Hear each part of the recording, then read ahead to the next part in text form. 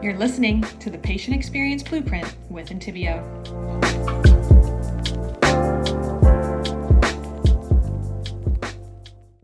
Hello, everyone, and welcome to the Patient Experience Blueprint. I am here, Joshua DeVries, the Chief Executive Officer and co-founder of Intiveo, as your host. I'm super excited for our guest today. So we have Dr. Kirsten Verostek, also known as Dr. V, from the University of Utah. Dr. Verostek works with a Project Findem, and she's here today to share what she does and a little bit how they leverage technology. And yeah, we're super excited to have her. So without further ado, Dr. V, welcome to the podcast. Thank you. Maybe we could start off with talking a little bit about yourself and how you came to be introduced to Project Findem. Of course. So I have a PhD in anthropology, and I primarily study forensic anthropology and bioarchaeology. So when I was finishing my doctorate, I heard about a research project. At the time, it was not called Findem, but we'll get there in a minute. And the mission of Findem is aligned very closely with research that I've always been really interested in. So I applied for it and I got it. And then I moved across the country from Florida to Utah to start working on this project. And so Project Findem, and Findem actually has a meaning. Our lab leader, our PI, really loves acronyms. It's Well, forensic, it's a good one. yes, forensic identification of our nation's deceased with elemental mapping, which is a mouthful, which is why we call it Project Findem. But essentially, our project is partnered with the Defense Palmia Accounting Agency, which is also called DPAA or DEPA. And that mission of DEPA is to return fallen service members to their families. So currently, there's more than 81,000 unidentified service members who have died in conflict throughout numerous conflicts in the US history that we're trying to return to their families. And so, with my background in anthropology and what I do with the forensic and archaeological sciences, I was really interested in this project. Yeah, it definitely sounds like a international project with a lot of moving pieces. Maybe you could tell us specifically what you specialize in, because my understanding is you're not going overseas. You are partnering with people overseas and then doing your lab work in Utah. Is that correct? No, so we're Oh, actually only working within the US currently. However, our end product will have implications to help people for many other things. So I can explain a little bit more about that. So currently, what our project is focused on doing is collecting wisdom teeth or third molars from across the US in hopes of creating a really refined isotopic map using oxygen isotopes. And I'll talk more about isotopes in a second because that gets a little heady. But essentially, the purpose of that is that we can use this type of product, this map, to make predictive modeling that lets us know what regions people are from and they aren't from. And so then we can use this to help identify American service members. So anyone that's familiar with any sort of forensic sciences or really loves true crime knows that main ways that people are identified are using DNA or dental records. So particularly people think about forensic dentistry or odontology. In this case, you can't use those tools if you don't know where that person's from, right? Because that's just too much information. So in using a refined map like the one we hope to create, you can actually look at what areas someone might be from or where they're not, definitely not from. So then you can actually make a more targeted profile to match against. And that helps in identification. So like I said, we're specifically doing this for American service members, but it also works for other efforts for forensic identification because in most places, the US, Canada, Europe, you have far more missing persons not being reported and more unidentified remains being present across the board. So it'll help in a lot of different places if we can make a really nice tool for that. and to be clear, you're not looking for family members of these service members. You're looking for general populations because maybe there's fluoride in the water or their dietary is more likely to be around that. And you could sense that through the oxygen in the teeth. Is that what you're getting at? So we're actually looking specifically at geography. So there Okay. are some other things we can look at with isotopes as well. Oxygen isotopes work in a more specific way. So I should probably explain a little bit more about isotopes before we get into that. So clearly we're talking about the element oxygen, and of Hmm. course there's lots of other elements if you want to remember back to the periodic table. But isotopes are just other versions of that same chemical element, but Okay. they slightly vary. So for an oxygen isotope, typically it has 8 protons and 8 neutrons, but that's in oxygen 16. And what we're analyzing is actually oxygen 18, which has 10 neutrons. So it's very, very slightly different, right? And so this is the same, you might have heard of carbon 14 dating, right? Carbon Hmm. 14 is an isotope of carbon 12. Now, we don't want the radioactive isotopes. We only want the stable ones because they're the ones that don't change. So carbon also has a stable isotope of carbon 14, which when we're doing the type of chemical analysis, we're currently doing the geochemical analysis, we're actually measuring carbonates, which looks at carbon and oxygen. So we actually can get some really interesting information about people. Um, but that's why it's really interesting is because, as you can imagine, these isotopes are kind of rare. And so they're relatively rare in their abundance. And that's why they're such a good fingerprint for identifying information. So when we're thinking about oxygen isotopes, they're more a reflection of the water that you're consuming. And you might think, well, what does that mean? Well, the water is a product of our environment, right? Where we live. And so Hmm. oxygen can be affected by latitudinal changes and altitudinal changes and also your proximity to water. So for someone who, like me, who lives in Utah, which is really high altitudinally and a little bit different than, say, San Diego, California, in terms of latitude, my isotopic values of oxygen are going to look very different than someone that's drinking water from San Diego. And so as we're drinking food, drinking water, eating foods, doing any of those things, we're taking those isotopes into our bodies. Now, the cool thing about teeth is while your teeth are forming, those isotopic signatures are getting locked into your teeth. And so as your teeth form, those values never change. So that's why they're really useful to use when we're trying to figure out these types of questions because it's just the way it happens, right? Wherever you lived when you were 3 years old, when that tooth was forming in your mouth, that's going to be locked in. And so we're able to look at that in terms of geography to figure out where people are from. And the reason we need this really refined map based on isotopes is because we have really good maps of tap water, but Hmm. tap water isn't reflective of the actual human tissue, right? There's some other processes like biological things that are happening in our bodies that slightly change those. And so by building this tissue-based isoscape, we can get better measurements on where people are from or not from. And then I guess the more accurate the measurement is based off the larger data set of teeth you have across different geographies. Yes. Right. So that's why we want teeth from across the United States. Now, there is some fun stuff we can also see too, because we're looking at carbon. Carbon can tell us a bit about diet. And so carbon is reflective of plant pathways. So if people are eating more wheat or more corn, we can actually see that in their diet as well. That's really cool. So how are you gathering all these teeth, these samples? So we have a few different pathways that we've been utilizing. So there's different sort of places like Research Match that have people that go there that are like, I really want to be, invested in scientific research. And so we reach out to people through that venue. We do get a lot of responses, but not all of the people actually are eligible or have teeth to give to us. We've also tried marketing, doing like social media ads and geofencing, and that's given us an okay return. But the best method for us to get these teeth for our studies is from dental and oral surgery practitioners telling their patients, hey, you're getting an extraction. You're potentially could be eligible for this study and letting their patients know about it.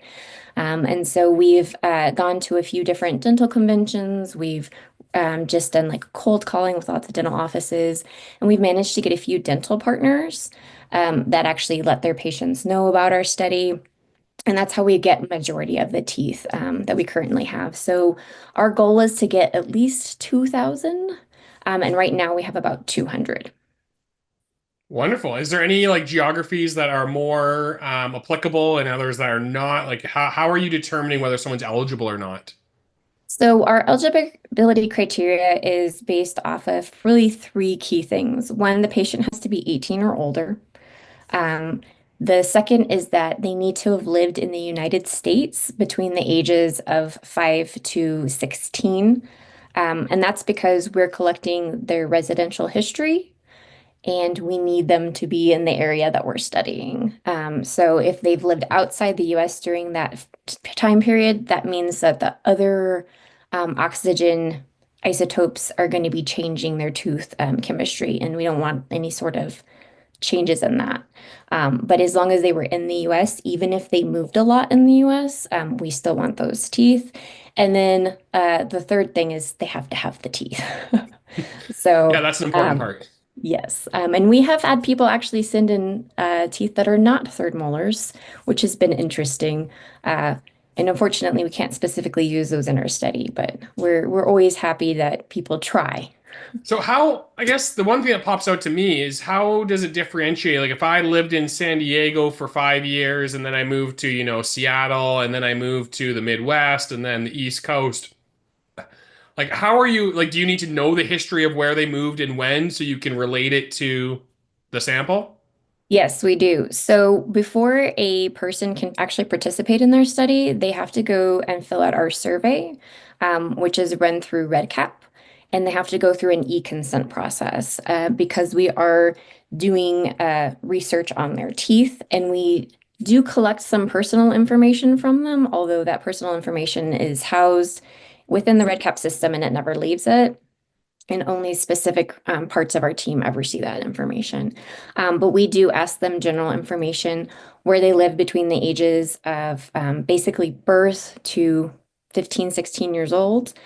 And then we ask a few other questions like, did you have a normal diet as a child, or did you eat any, like, did you have any dietary changes? Did you take any specific medications? Their socioeconomic class and things like that. Just a few other variables that could potentially affect, access to specific resources, or it could affect the enamel development. So there's definitely a couple steps on the donation side to get more samples. Yes. You mentioned today you have 200 samples in your database. You want to grow that to 2,000. Mhm. Maybe for our listeners' sake, you could, share a little bit like how many unknown remains are there that you're trying to map up against these 200 samples? Is it 1,000, 5,000? Um, So currently there's 81,000 unidentified service members from past conflicts. However, there's probably a good handful of those that we aren't able to identify, and a lot of that has to do with the sort of quality of the remains, if we can do analysis on them or not. So for our purposes, the reason that we need about 2,000 wisdom teeth from individuals is because that's going to help us build this better map of the United mhm. States. And so there's going to be, shifts, as I mentioned, when you live in different regions, but then there's also some areas because some things within climate can also change oxygen values, particularly like certain areas that are really arid, desert areas, they're going to look a little different. And then if you have a coastal place. And so we want to make sure that we're able to get sort of those nuanced differences in the isotopes mapped out well. So, with the current 200 samples, how many remains have you been able to identify historically? So we're still working through the process because we don't have the actual tool built yet. So, you need a working data set to even get it Yes. started. Yes, so we haven't been able to actually build the refined map and work on the predictive modeling. However, there are a handful of service members that have had isotopic analysis done, and it has contributed to their identification. Um, I want to say since we've sort of started this project and our partners at DEEPA actually have more people working on this, there's probably been about 5 individuals that it's contributed to helping identify them. I mean, I just think there's such huge potential. 2,000 out of a population of 300 million is just such a small sample size to gather. And then to bring closure to, 60,000 families that have already given the ultimate sacrifice to their country is just such an opportunity for any person to, be patriotic and support your country in this way. I just think it's such a great opportunity. I'm excited to, partner with you guys and support you guys and trying to get to that 2,000 milestone because I think it's so achievable. And I think we can't even fathom the closure that can bring to people and their families after they've given, that ultimate sacrifice. So I definitely want to encourage our readers, and we're going to plug it many times throughout this episode to get involved, to do your portion and to support your country and other service members that have given so much for our freedoms. To give back like this is really such a small gesture, but a huge impact to the cause. And that's really why we wanted to bring Dr. V on here to plug this and to give more awareness. So is it that 2,000, that sample size, is that the required amount to essentially identify a good portion of these 60,000? It's a goal to create a really refined tool to help with those identifications. We're working on with the data we currently have, seeing where the gaps are because clearly there's probably some states we haven't collected anything from. For instance, we don't have any samples from specific regions like Wyoming and South Dakota. And then, of course, because we're located out of Salt Lake City, we have a ton from there, but we don't have any from the rest of Utah. So right now we're trying to look at where we need to fill in data so that we can work towards creating this tool. So if we aren't able to get all the samples we need, if we only get, a few hundred more, that we can still create that tool. We're getting 2,000. I'm committed to that.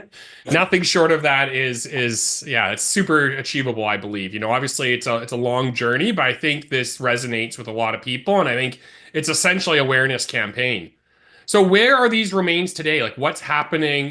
How does that kind of sample to remain identification process work? Obviously, there's a sample size on your end with the research. There's a DNA side on the remains, I would imagine, with the actual teeth being matched.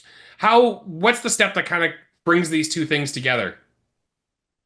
So that comes back to our partnership with DEEPA. We work with them very closely in developing this tool and kind of how we're using it, because they're the individuals that are doing the analysis and the study of all of these different service members.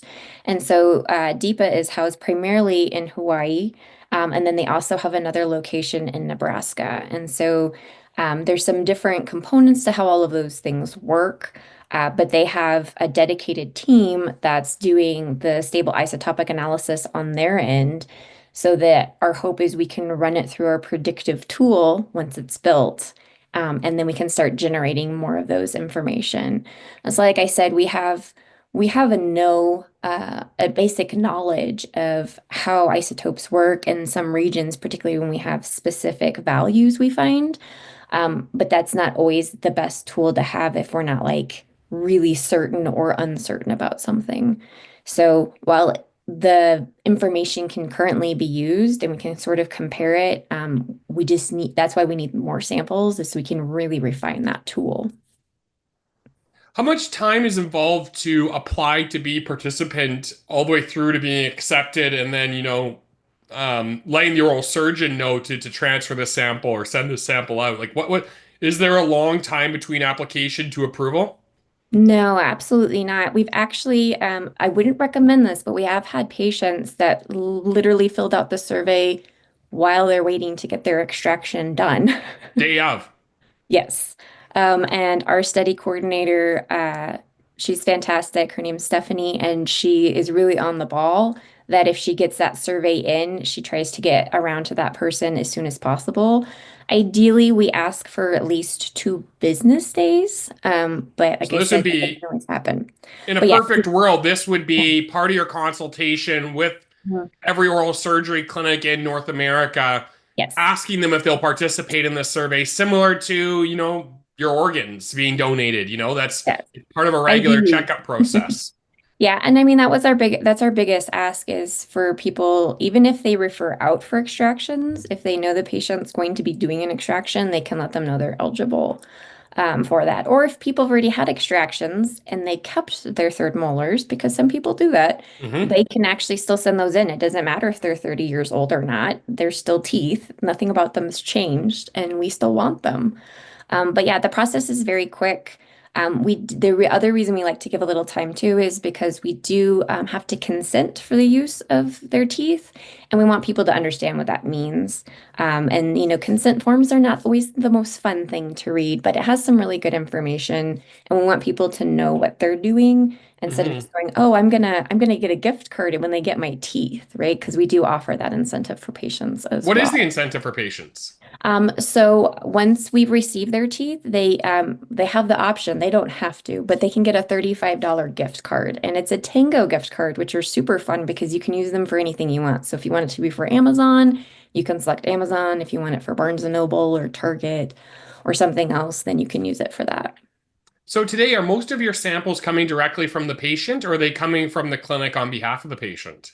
It's actually a really interesting mix. So as I mentioned, we have a lot of dental partners, and so those dental partners actually we let them know to collect the teeth, and then they send them to us. Hmm. And then we do have a handful of folks that just let their patients know about the study, and then we actually send packaging materials to the participant, and then they just send their teeth back to us.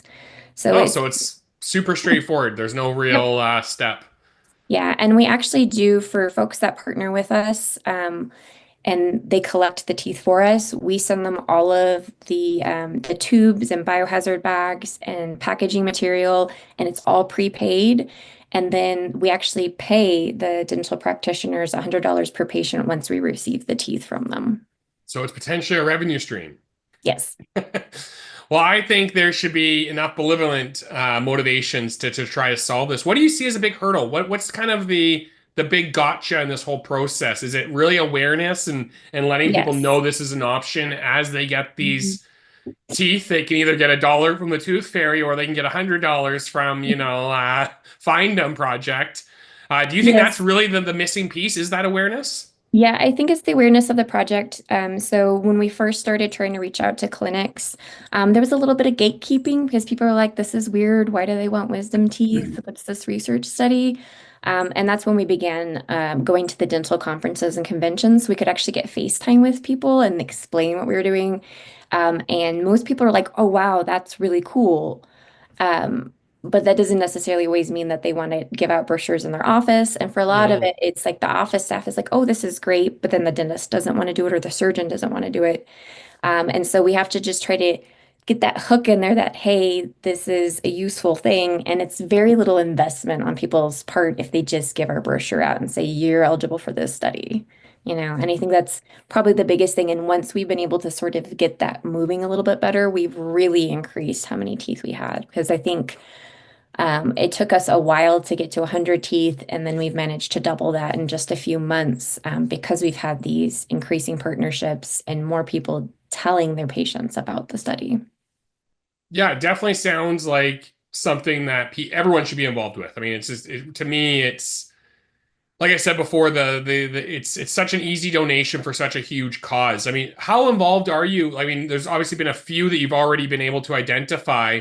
Is that something that you guys celebrate? Really, you like? Do we have stories of what it's like from the family's point of view? Because I feel like if we could share the kind of closure or result it delivers to a family that's Yeah. sacrificed their child or maybe their spouse, that's how you're going to get people emotionally involved where the $100 is nothing. It's like my duty as an American to do this. So we're not as involved in that because we're just partners. Hmm.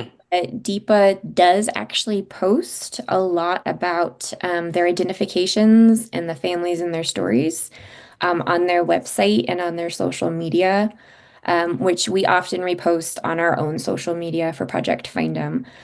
So they get really like in depth on some of the things. They give background about like if a specific lieutenant was identified, like they tell his story and then they talk about his family members that are still living and then where he's been, interred at and sort of the peace that it's brought their family. So it's really awesome for us, even though we're only sort of adjacent to it. It's exciting for us to know that these things are happening and that our our project and what we're doing can help increase this number. I mean, right, it's letting these lives not be perished in vain. You could celebrate their stories, their sacrifice, everything. Right now, it's unknown. And I just think that's such a tragedy that there's 60,000 cases like this. Um, How can we help you? How can our listeners get involved? I understand. I mean, if you're a patient, there's probably one track, but if you're an office that wants to get involved and do your civic duty and support this cause, there's probably another track. Maybe you can share with our listeners. Start with the patient's point of view. What can they do to get involved and to do their civic duty? Yeah, so for patients, if they're interested, they can just go to our website and they can either directly fill out the survey there. We have a couple different buttons that they can go through, or they can learn more about the study. And then once they've filled out the survey, our study coordinator will reach out to them if they're eligible for the study and say, hey, how are we getting your teeth? And then once we receive the teeth and our study coordinator makes sure we have all the information we need, then they receive their gift card. So it's pretty minimal involvement. And then if in a case the person decides they don't want to participate anymore, they just let our study coordinator know, and then we remove their teeth from the project. And then for sort of like practitioner's viewpoint, if they're interested in partnering with us, either being like a full dental partner, that's the ones we call that actually collect the teeth for us and send them to us, or if they just want to give out brochures, they basically just have to email us and let us know, hey, we're interested in this, and our city coordinator will package up all the goods and send it to them. And if they do want to be a full involved dental partner and get paid and collect the teeth, we do have a contract they have to sign. But once that's done, then basically you just start collecting teeth for us and send them to us, and then we send you money.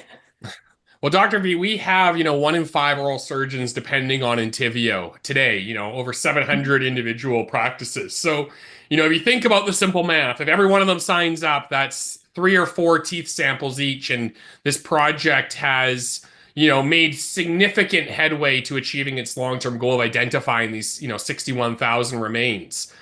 I totally think it's achievable. I think this is something that Megan can throw in our descriptions and we can promote and find ways to make people more aware. The one of the benefits of Intiveo is that we are that engagement tool. We are that the communication piece, and whether someone's has zero awareness and we can expose awareness, obviously with our clients' consent to this program, I would love to promote that or even facilitate the application process through our program.